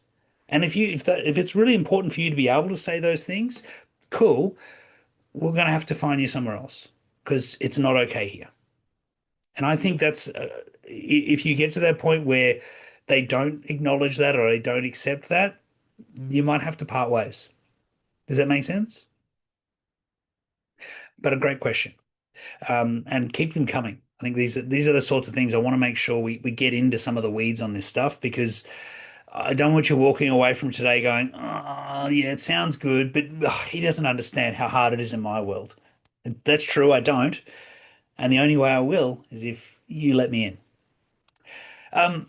So let's talk about what do you say in the middle. I'm going to give you the greatest feedback model I've ever come across. It's a version of this was built by a dear friend of mine, Patria King, who is a wonderful human being, and I've sort of adapted parts of it and made it a bit more useful in organizations. But it's a lot of her genius that sits behind this. It's just four basic sentences, but I would really encourage you again to sit down and write these four sentences out on a piece of paper that you will take with you into the conversation. And some of you will think that's a bit awkward, why we're taking this paper in. The reason why I think you should take the paper in is because it's so important that you want to get it right. And you can actually say that to the person. Hey, look, I've written some notes because this is a really important conversation. And I want to make sure I do it justice. The reason why I think it's also important is, as we said before, sometimes you'll get in there and you'll freak out for a whole bunch of reasons. You won't know what to say. You'll clam up. You'll get stage fright. You'll freak out. Oh my God, they looked at me funny. They smiled in a certain way. And all of these emotions start to flush around and you don't know what to say. Having a piece of paper there gives you an anchor to come back to make sure you say what needs to be said. All right, so the first sentence, I noticed. What we want to do here is specify the objective behavior you're giving feedback on. So if I said, oh, gee, Charles, I noticed you've been a bit of a jerk lately. What would you think? Right? Well, how would you respond to that? Immediate defensiveness, right? Of course. What are you talking about? If I say something that you don't think is true, who's ever been accused of something that they didn't do? Anyone ever had that? Right? You can't move. Stop talking. We're not going forward from there. I'm not listening to anything else. This because you've got this problem, right? Your first sentence is designed to create absolute clarity about what we're talking about. Absolute clarity. So if I said, "Hey, Charles, I noticed you've been late to the last three team meetings." Well, you either have or you haven't, right? It's very clear. It's a fact. If I said, "Oh, Charles, you're always late lately," you might go, "Well, no, I got to the pub early yesterday, so I'm not always late." But you create wiggle room, you create excuse, you create you sort of fog the mist up the waters. It all becomes hard, and that lack of clarity creates lots of problems for us. Our first sentence is about absolute clarity. Right? Hey, I noticed you said this, or I noticed you did this, or I noticed you missed that deadline. It has to be very specific. A couple of things to note. One, don't bundle 15 things together. Right? If I said, hey, I noticed you did this, and then this, and this, and this, it overwhelms people. The other thing is, why are you talking to them about all these things at once? Why didn't you talk about them when they happened? And you should break it down and be as specific as possible. If you want to get a good outcome, focus on one or two things at a time max. The other thing to be careful of is bundling behavior. I see a bunch of different behaviors and then I bundle it together and I give it a label and I try to talk to them about that label. Right? You're a bit sloppy lately because I see you do all these things and I try and talk to you about sloppiness. They don't know what that is. You made that label up. Break it down and talk about the specific things. The final piece on the objective behavior, sometimes other people will tell you about someone's behavior, right? Someone will come in and go, oh, I noticed that Adam was doing this and this and this. And you think, oh, gee, I need to give him feedback. My advice is just be very careful how you act next, because sometimes people play silly games, don't they? Right? They shouldn't, but it happens. My view is if someone tells you about someone else's behavior, get curious, get close, and make sure you understand what's really going on. Okay? So we've got our I noticed. The second sentence we're going to write is I imagine. My question here is why would they be doing that? In their words, why is this happening? Well, what's going on that this is the behavior they're doing? So you might say, hey, I noticed you've been late to the last three team meetings. I imagine you got a lot on your plate. What's going on? You okay? Hey, I noticed you missed that deadline for the report on Friday. I imagine something must have come up. What happened? Is everything all right? This is the sentence where we're going to have empathy for them. We're going to put the olive branch out and say, we're on your side. We want to understand. Now, sometimes they will have a laundry list of reasons, won't they? Sometimes they'll tell you what's going on and it'll be a whole story and, war and peace. Sure. Sometimes they'll say absolutely nothing and both are completely fine. Everything's fine here. What you do need to do is you need to create space for them to feel heard. If you just rattle through your feedback and they don't feel like you care what you've got to say, they'll stop listening. They'll dismiss it the same as you would do in the same situation. Am I right? So we have to create that bit of space. Unfortunately, that's often where feedback dies. Hey, you didn't do this. And they say, oh, yeah, because my dog ate my homework. And we go, well, that's bad. And we all walk away feeling weird. Not good enough. The third sentence is really, really critical. The I think sentence is where we're going to describe why this is a problem. What damage does this behavior cause? Why is it an issue?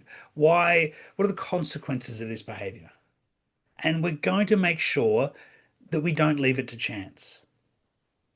All right, so I noticed you were late to the last three team meetings. I imagine you got a lot on your plate. What's going on?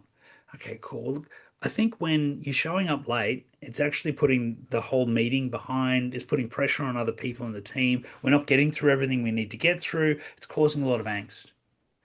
Right? I notice you can get the report in. I imagine something came up on Friday. Look, I think when we don't hit these deadlines, it just pushes huge amounts of issue down the whole pipeline. Others are getting a lot really frustrated. It could upset our customers. Be really clear about what the problems are. I know some of you are in manufacturing, mining.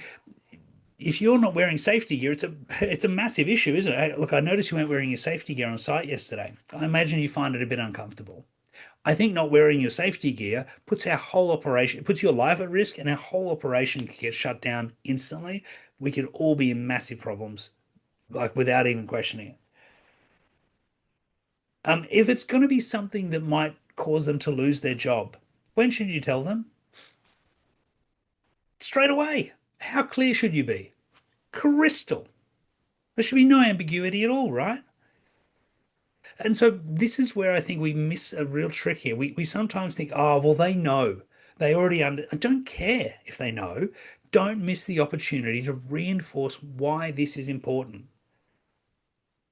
Make sure you land the meaning behind it, because otherwise, if you leave it to chance, sometimes they will think the meaning behind it is, oh, it's because Nigel's just so picky. It's because Serena just has it in for me. It's because Joel doesn't like me, right? This is the excuse that they'll build in instead to justify why this conversation was actually happening. Do not let that happen. Be incredibly clear. This is why it's not okay, and I need to spell it out in big letters. Um, Sorry, James just said, is the I Imagine Centre a place where permission can be sought? Permission to give the feedback, do you think, or is that what you mean? Yeah, permission to discuss the topic. So if the behaviour you're seeing maybe is of a personal nature, or I've noticed you're distracted or always late or something, I imagine this could be a sensitive topic for you. Are you okay to talk about this now? Yeah, yeah, absolutely. You can definitely use that. Sometimes the only caution I'd have, James, is yeah, the way you said that works. Are you okay to talk about it now? Not are you okay to talk about it at all? Because if it's Yep. something that you have to talk about, it might be now, it might be we're not there's no avoiding the conversation per se. Yeah. I think that can definitely be a good place to do that. And that's where the I Imagine's designed to say, hey, I'm not against you. It's not me versus you. We're here to talk about this, and I want to help you through this. I want to understand. And sometimes in the I Imagine, you'll say, I imagine it's because of this, and they go, no, it's not that at all. It's actually this. And you go, oh, okay, cool. Well, now we're on the same page. That's a big win. The I want sentence is where we then start to go, how do we move forward from here? What's going to happen next? What are the next steps? What actions will you take? What actions will I take? How do we build the plan to make this better? And again, sometimes this can be really consultative, right?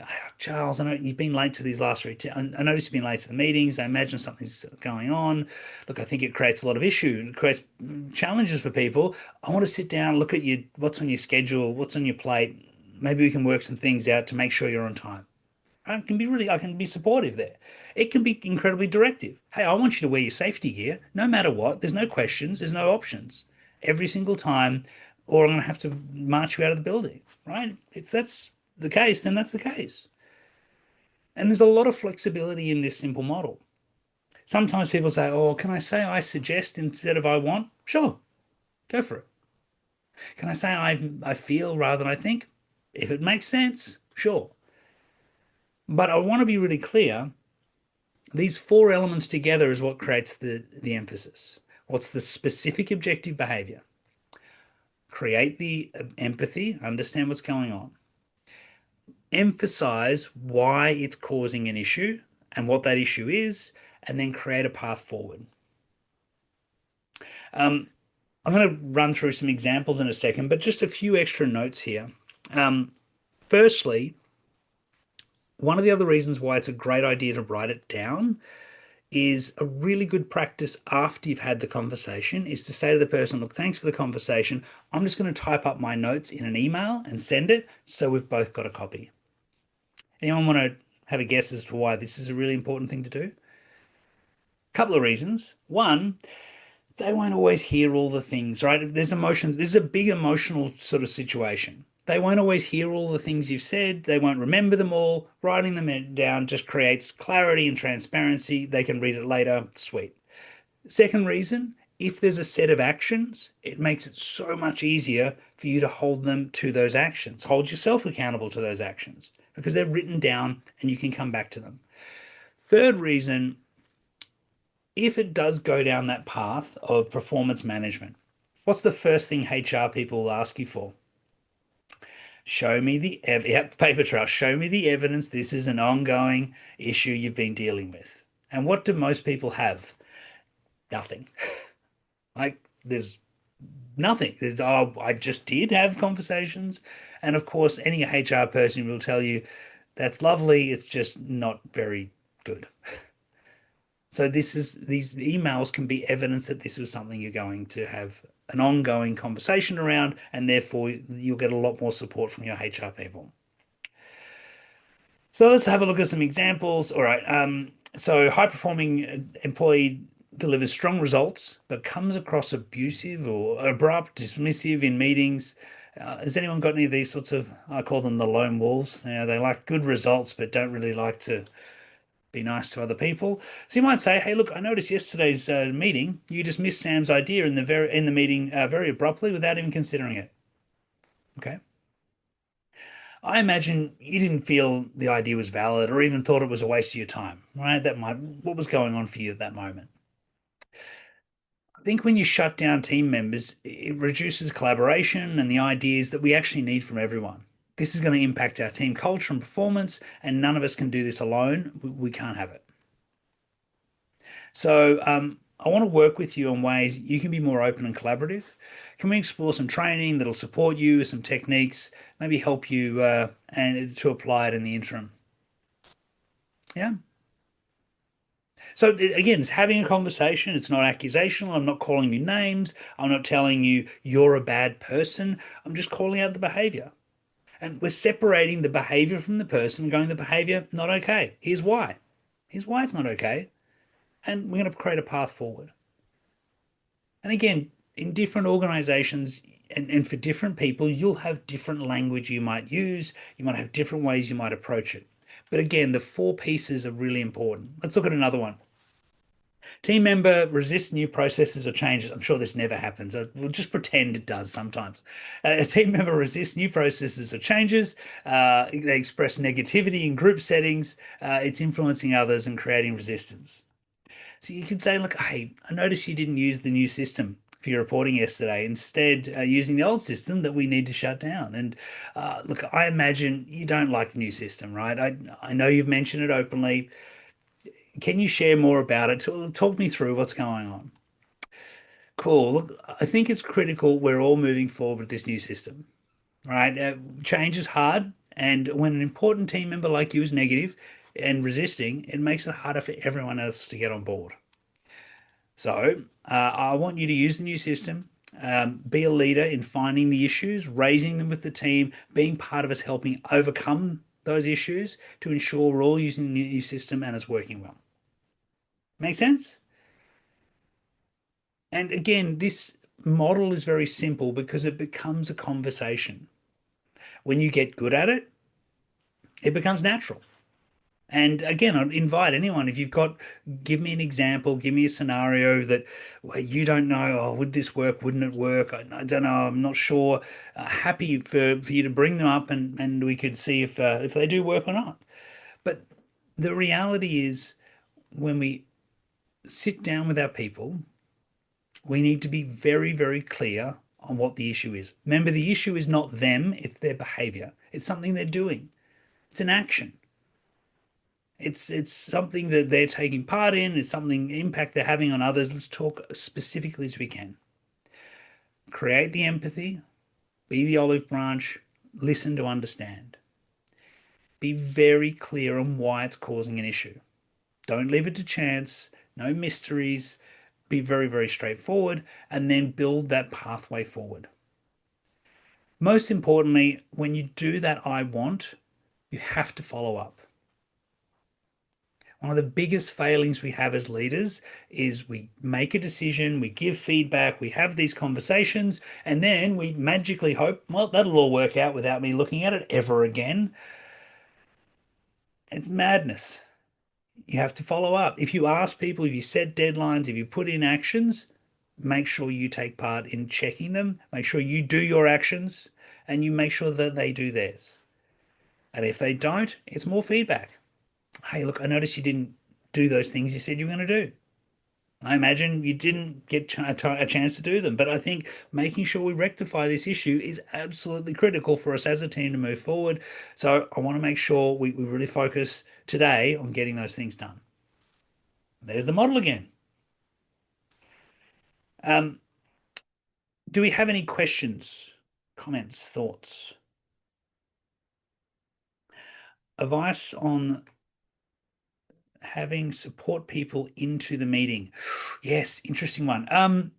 Sheena, I would say if it's the first conversation you're having, and again, this is where the complexity of relationship and time becomes really interesting. If it's the first conversation you're having and you're bringing someone in, my suspicion is that could be pretty intimidating and it might change the way people feel about how they interact. If you've built strong levels of trust to start with, if you've got a good relationship, a lot of these conversations can be like coffee conversations, pretty relaxed. Yes, if things are progressing, if you've had a couple of chats and it's not getting better and you're having to move down that performance management path, absolutely it can be useful. The thing I would say though is do more preparation and be more leading the conversation than having someone else there as they're going to do the work for me. Mm, In my time, I've rarely seen a HR person who says, "Oh, great, I'm going to jump in and do your job for you because you're failing as a leader, and I'm going to fix it all." That's not what HR do. mm, They hate mm, that mm, generally. So they're there to support and offer some guidance, possibly.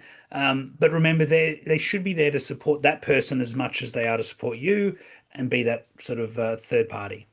yeah, absolutely agree. As I said, I think at the beginning we've inherited problems where the conversations haven't been done prior. Yeah.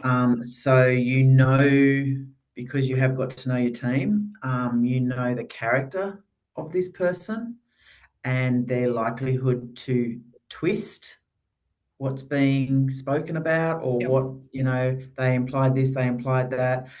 So I guess it's more, yes, and I absolutely agree, the option for support from both sides, but it's more as a witness as Yep. such, even though you're writing a document, it's more as a witness that because, if this person continually progresses through by twisting and chopping and changing managers because they twisted things, it's more how do you knock it on the head that Yep. to get that support, is that acceptable without, and I appreciate not to intimidate, not to Yep. turn up with, Yep. one side of the table's full and that sort Yep. of thing. Yeah, look, Um, it can be. I think a good place to start with people like that is, asking, do you really love working here? Like, do you enjoy mm, this? Do you want to keep doing mm, this? Like, is this where you want to keep working for the rest of your life? Because mm, often, the sometimes we fight because there's a fight to be had rather than because we want to win the outcome. mm, mm, And it is challenging, but the techniques that often I've found when I've coached people and supported them is like saying things like, "Hey, look, let's just draw a line in the sand. That was what it was, and how you've been mhm, treated might be fair or not fair, and whatever. I can't mm, fix any of that. I want us mm, to move forward from here." And mm, in doing that, I want to have conversations with you more often. I want us to be honest. I want us to be successful and happy going forward. I want this team to be a better team. mm, If that's not working, then I might ask HR reps to come and sit with us just to help us both through this. But where we are and where we're going, it's not going to work if we don't change. Yeah. I think Yeah. Yeah. sometimes just setting that scene that I'm not playing. There were games, I'm not playing them. I'm not going back there.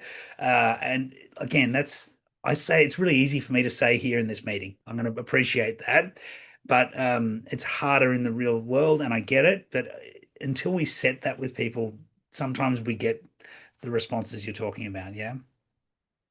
Thank you, Sheena. But again, great question and scenario that can be challenging. Um, Sometimes you got people who are just silent, they'll just say nothing. That doesn't always mean they're not listening. Doesn't always, don't let your personality be a guide to how they should respond. Again, the end of the day, it's going to be the actions and behaviors they perform after the meeting that is going to be a judge of whether you were successful or not. The other thing I think is important is when you're giving feedback, it's not always down. It has to be also sideways and above. And I know I've got some very senior leaders in the room here. I would ask of you, if you don't get feedback coming to you, my guess is you get pretty nervous and worried. You need people giving you feedback as well. But how do you give feedback to someone who's more senior? Sometimes people feel it's a bit threatening. One thing I'd recommend is starting with the bridge. And what I mean by that is starting with the thing we both are on the same page and want. So I'll give you a maybe topical example for some of you. My manager has said we all need to come and work back in the office. No more working from home. Everyone has to be back in.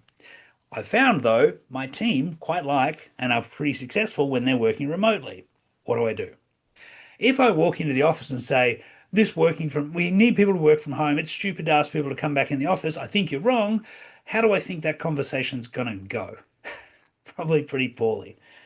Right? When you pick a fight with someone and they've got positional authority over you, you're probably going to lose. But what if I started with what we both want? I might go, hey, I know you need my team to be firing on all cylinders and doing great work. Me too. What I've noticed is my team perform absolutely at their best when they've got some flexibility and remoteness. Now, I know you want everyone to work back in the office, so I want us to have a conversation so we can work out how we go forward and still get the best out of my team. Make sense? Create a bridge first. Make sure you show that we're on the same page.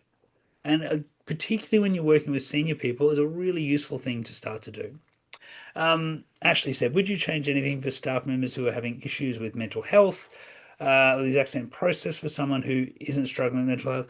It's a really complex issue, Ashley, because again, I think demonstrating that you want to help them and you want to support them is important. But the needs of your organization, the needs of your customers, are still going to be real and present. And so often I think part of what I would suggest there is thinking, how do I have an open conversation to better understand what's going on and understand what they might need rather than creating an opportunity where mental health is like a magic thing I can wave my hands and no one can talk to me anymore. Does that make sense? So I think it's getting closer to the person, having more understanding and trying your best to close that gap.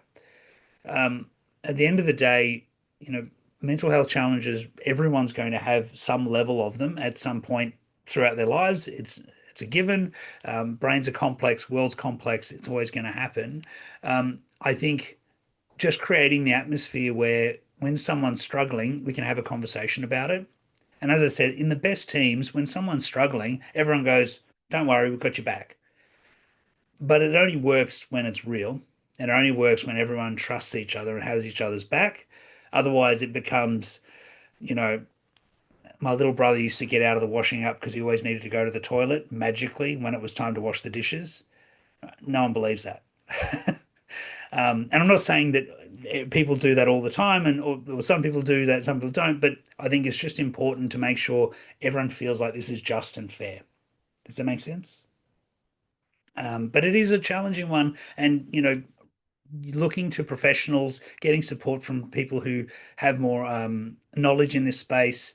All of those things are useful things to do to support yourselves. And yes, absolutely. There's Black Dog does have some great tools. Lifeline's got some great tools. There's a whole bunch of organizations that can be supportive and useful. And again, just care about that person, look to help that person, support that person as much as you can. People's personal beliefs color their reality. Yes, they do. Um, it seems that the feedback model start with the bridge can be helped. Absolutely. Yeah, I think that's right. The I imagine piece is trying to build that bridge as well, isn't it, Brendan? It's trying to, okay, I want to understand what's going on. How do you see this? If you say to someone, hey, I noticed you were late, and they go, no, I wasn't, maybe your expectations weren't clear enough. And this is a really important piece. If you're not clear on those expectations that we talked about earlier, then you can't hold people account to them. If they don't know what they were supposed to do, you can't give them feedback on what you magically expected of them that they never knew about. Absolutely, that's unfair. So another good thing to make sure, and as you can see, we build on those three elements, right? Give clarity so that it is clear, so they know what the expectations are, so you can hold them to account. All of these things start to fall in on top of each other. Build trusted relationships, understand what's really going on. Don't try and save the day, have the conversations early. And this is a process. As I said, we've jammed a lot into today, but hopefully you've taken away some tools which are practical and useful to put into practice. We do have some time for some questions, and also I'd love some feedback from you. So there's a QR code. Given you're all on computers, I'll also put the link in the chat. I'd love your feedback if you want to offer some. And if you don't have feedback, then feel free to continue on asking some questions. We've still got about 5 odd minutes to wrap things up. Anyone want to offer either a question, or what was something that really stood out for you today? What was something that when we talked about it, it hit home, or shook you a little bit to make you think about taking some specific action? I'd love to hear any comments, feedback, and thought as well. It can be useful to share around the room. I think for me, and this has been great, Daniel, is sort of that flipping between sort of caring for them and just being so overly frustrating and seeing the manipulation with some of the team members, and it's trying to just bring yourself back to, right, okay, I care for them, we'll get to better outcomes, and that's what we're really trying to do here. Yeah, absolutely. Sometimes soothing them doesn't actually help them in the long run. We have to have those tough conversations and take them through those places. The other thing I just always remember is your responsibility is to more than just one person almost all the time. It's to an organization, to the team, to customers, to clients, to a whole bunch of other stakeholders. And allowing that damage to continue to happen is not only bad for them, but also bad for everyone else. So we have to lean into that discomfort sometimes. Thanks, Maria. Who else had a thought they'd like to share? Jess, Can I ask a question? Of course. Just wondering if you could share some thoughts on actually approaching these conversations in a physical sense. I sit in an office and my team are all open plan, and it feels horrendous to walk out and tap someone on the shoulder and ask them to come into the office. It also feels horrid to send them an email or a Teams meeting and ask them for, it just feels like there's no good way to say, can we have a chat? The answer is it depends, and there might not be a simple way to start with. One thing I'd say is don't wait till one-on-ones, because one-on-ones should be about them getting benefit from you. Not people won't want to come to your one-on-ones if you've saved them up as the time when I'm going to tell you what you've done wrong. May I interject with one more piece of context? For me, these are not necessarily my direct reports, but they're one removed. Cool. So I don't have a lot of all of my natural interaction is just on the floor where I wouldn't have those conversations, but we don't often end up in a room together where I could raise a question like that. Look, sometimes it is about going and saying, hey, can we just grab a quick coffee, or I just need to have a chat. I don't think there's a nicer way to necessarily do it. If you're going to send them an email, just make sure that they're available and they can come straight away. because every minute between when you send it and when you want to have the conversation is just anxiety for them, worrying about what it is going to be. So shortening that can be useful. And for some things, you can do it. You can just go out and have a conversation on the floor. Other things, when it's a bit more sensitive, yeah, you might want to go into a room. Sometimes it can be just, can you just pop in for a second? One thing I'd say is, if you're going to have the pop in for a second, do it for good stuff as well. Mm. Like, don't just make it that that's the signal that you're about to get told off. And if you go, oh, I don't give people very much positive feedback, then do that. I mean, I know you would, Jess, but for others, do that more often. Come in, I want to have a chat. Oh, look, I just loved what you did on that job the other day. The way you did that was amazing. That was really useful. Giving lots of feedback can help to make the hard feedback easier. Yeah. It's like deconstructing the sandwich over time, right? That's right. Deconstruct. I like it. Thank you. Nigel, you're off mute. I don't know. Do you want to have you have a question or comment? Oh, I can't hear. Can't hear you. You're off mute, but we've got no sound, no audio. Sorry. There we go. Really enjoyed this one. Thanks, heaps. Okay. If there's more, then chuck it in the chat potentially. Anyone else? Comments, questions, thoughts? I know people are going to be wrapping up and moving on. Thank you. Thank you. No more sandwiches. Yes, Brendan. No more sandwiches. Let's get rid of the I'll throw you a bit of a thank you, Dan. Really excellent session. And for some of the things we're dealing with probably at the moment, like incredibly topical, whether it's by coincidence or it's the reason we did this. Yeah.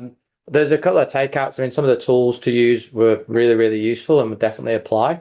I think one of the things that is quite nice in a reinforcing way was I remember quite a while ago reading and being a really kind of big fan of curiosity in all manner of parts of life and work.